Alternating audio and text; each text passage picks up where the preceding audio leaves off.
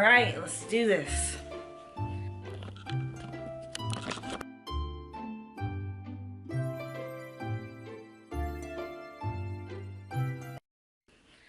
Hey guys, what's up? Welcome back to my channel At That Moment. Today is all about a life update. I know I've been gone for a while, but so much has happened since January and we have been on the go non-stop. So if you don't know, if you don't follow my Instagram, which you should, At That Moment 3, I'll link it down below. But we are pregnant. Oh yeah, we're pregnant. As of now, as I'm recording this video, I am 19 weeks. I'll be 20 weeks on Monday, and we're super excited. My last video I posted was I think it was one fail round of Femara and actually one fail round of Clomid. So since that video, of course, obviously we've done another cycle, so I want to update you on that, kind of tell you our plans for the baby and the plans for the channel. All right, so my last video, we had a failed Clomid round, and that round ended in February. We started it right after the new year in January, and it was 100 milligrams. And honestly, it was the same thing. I didn't ovulate. I didn't have a mature follicle or egg, so I did not ovulate. After that, I was still with my OBGYN. She referred me to an RE, a reproductive endocrinologist. So they were so amazing, the whole experience. I went into it kind of nervous because, you know, when you go to a specialist, their job is to find out what's the matter with you. Like, they truly nitpick what's the matter with you, and like the OB or my doctor was just like, okay, this is common, let's try this. And she really didn't dive deep into it. And so we went. At first, my very first appointment, we just sat down. We didn't do any type of blood work or exams or nothing like that. We just sat down and kind of talked about my past experience, what I've tried, why it didn't work, and where I was at that point. So I told her I tried 2 rounds of Clomid, 100 milligrams. It did not grow a mature follicle. I did not ovulate. And let's be real, at the end of the day, we all know you have to ovulate in order to get pregnant. So after that, she immediately started me on estrogen, so my period could be induced. If you haven't seen my TCC journey, I will link that below. But my main thing was, after I got off of birth control, I never had a period. So we all know you gotta have a period or have a baby. So that was my big issue. So I left her, she started me on estrogen, have my period. The period came on, I took it for 4 or 5 days, maybe 10 days, can't really remember. Period came on. The next direction they gave me was to call them as soon as my period came on. It wasn't call me when it's red, just call me as soon as the period came on. So as soon as my period came on, I call them. They said, okay, come in today or tomorrow. But that was my only 2 options, today or tomorrow. Luckily, I was able to catch their very last appointment that day. So I went in, and they did what most would call a baseline ultrasound. They drew blood to see where my levels were. They did an ultrasound to see how the lining of my uterus was. And they looked at my ovaries to see what was going on. So far, everything was pretty much textbook where they need to be at. Side note, when I met with her just for the consultation, she told me to quit she told me to quit the metformin because my very first round with them was supposed to be a test round, so they can kind of see how my body respond and try to see exactly where throughout my cycle the ball was getting dropped in terms of conceiving. So praise God, I got off metformin, and that was heaven. That drug, oh my God. So anyway, I go back, and then she did my baseline. after she did my baseline, they told me to start Femara on cycle day 5. Now during this time we had so much personally going on, so when it was time for me to start Femara, my best friend was getting married, so that was the weekend of her bachelorette. So we left Florida, went to NC. I was at this bachelorette and I had just started Femara. Now if you have ever taken Clomid, you know how those side effects was. So I was freaking out. But praise God, Femara, Lithorizole, whatever you know it as, is nothing compared to Clomid. Personally for me, my biggest side effect was achy joints. Like, I feel so bad for old people who have like arthritis in their knees or feet. Like, it was bad. Also at that time, it was March, but it's still super cold in North Carolina in March, and then here in Florida, you know, it's warm, so I think that change of weather didn't help. But anyway, I took my Femara. I was going for the weekend. I took the very last one when we had gotten back. The day after, I had to go in for another ultrasound. At that point, you're supposed to have follicles that's almost ready to be released, and they needed to take my levels again, of course. We go back in. And by the time we made it to that next appointment, because backtrack, hold up, should have recorded this a long time ago. So I take my Femara. I'm supposed to come back in on cycle day 8, but they tell you to start testing the ovulation after you take your last Femara pill. So I took my last Femara pill, and by the time I could go in, because I think my cycle fell on that weekend, so by the time I could go in for my follicle scan, I had already ovulated. I got the surge that weekend, and then of course I couldn't call them. It was the weekend. By the time I could call them, it was Monday, and it was like 2 days past ovulation. And so of course I'm freaking out, but it's no biggie. I go in that Monday and she can see exactly what side the egg was released from and what was going on the other side. For me, this was a really big moment, because if you are going through any type of fertility treatments, then multiples is probably at the forefront of your mind. So I'm like, okay, I don't even know how many follicles had matured. We just try to have a baby. So if she tells me 3 or 4 follicles matured and released, I don't know what I'm going to do. But we went in and only 1 had a release. I was like, look at God, won't he do it? So I was like, perfect. After that, she measured the size. If you know anything about this process, then you know sometimes it shrinks just a little after it released, like the open hole. It's like a medical term for it, not hole, but it shrinks just a little. But I had a pretty good size follicle. So after that, they of course took my levels, and then that whole 2-week wait starts.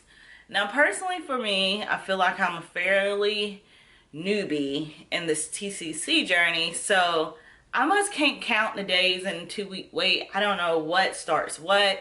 I think I was thrown off since I ovulated so early and so quickly. But during my 2-week wait, we had to travel. My husband was in his college roommate's wedding, so we was traveling to North Carolina again. I'm telling you, during this 2-week wait, it was just pure chaos in life. Work was crazy. We was traveling. During this whole cycle, I think that was to my benefit.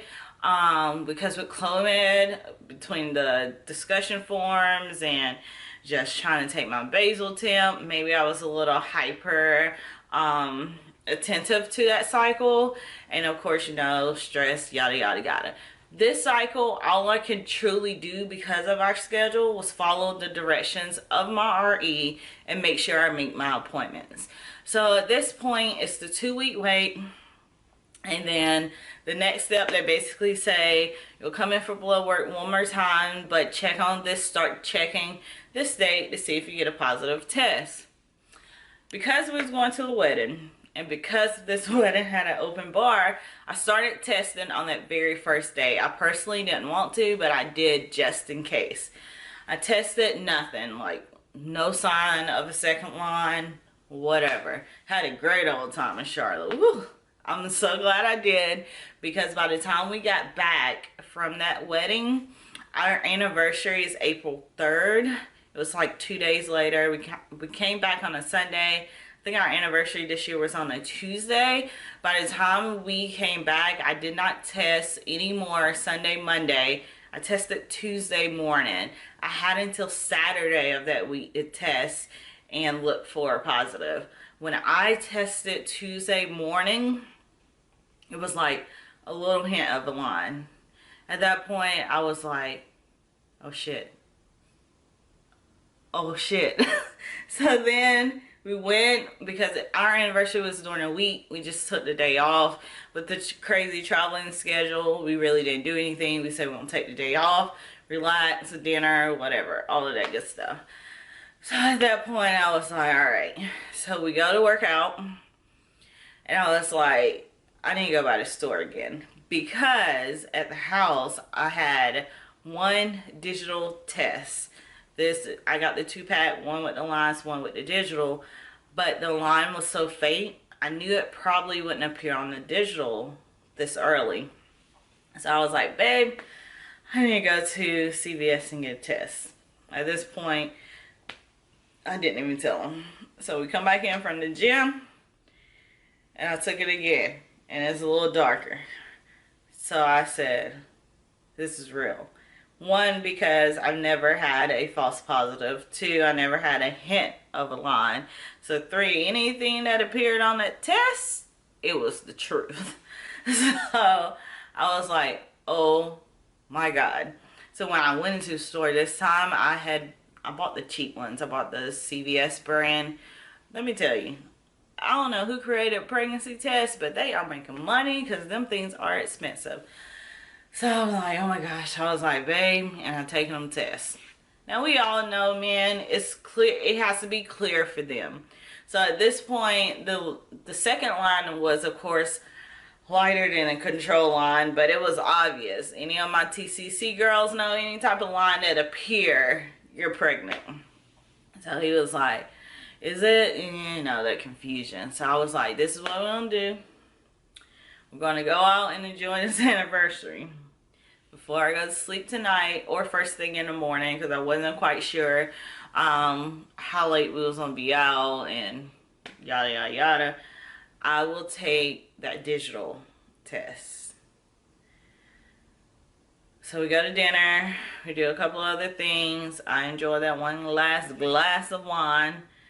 We get in for the night, and he's like super excited for me to take it. I'm personally like, mentally at this point, I'm super excited, but you know your life instantly changed when that test say yes. So I'm like, all right. I go in, take the test. The first response, it says either yes or no. That's it. It's no in between. The thing says yes. I took a picture. I had like 4 different tests just to make sure, and we're so excited. At this point, it's after hours, so I cannot call my fertility clinic. So we enjoy the night, you know, have our little moment. And then I called them first thing in the morning. I said, I think I'm pregnant. They're super sweet. It's only 2 ladies in the office. At that point, when you go, you really get to know those people. So she was like, come on in. I'll do your blood work to confirm, yada, yada, yada. Y'all, that was the longest time to get that feedback. So I went in at like 8 o'clock that morning before work. I was like, perfect. Work has been chaotic. So I'm pretty busy that day. By the time I look up, I should have a missed call. No. Every time I looked up, want no missed call. They eventually called me about 1 o'clock. It was like, good news, it's positive. I was like, oh my God. They want you to come back in if you are on fertility treatments in 2 days, because your numbers should double once you get pregnant, your HCG numbers. So they double or triple all the way up until like I want to say like 10 weeks. I don't know. I don't know about that. I just know they're supposed to double and triple.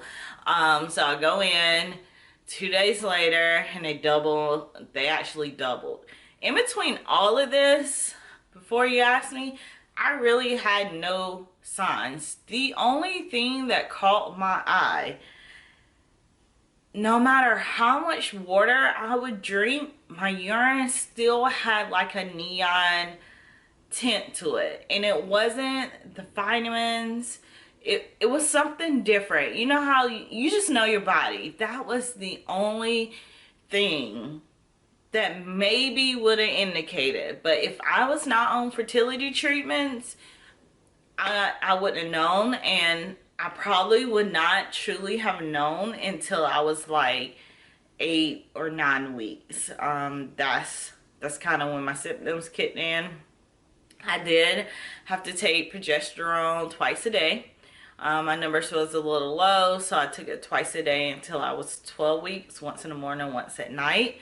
But other than that, it was truly a blessing. I know when I called my mom for the first time, she knew what we was going through. So I was like, hey, I'm pregnant. And she knew we had just went to the RE. The first thing she said was, that was quick. So I'm really lucky. Along the way, when we was there, we got my tubes checked to make sure they was open, and they were. We got my husband's semen analysis to make sure he was normal, and they were.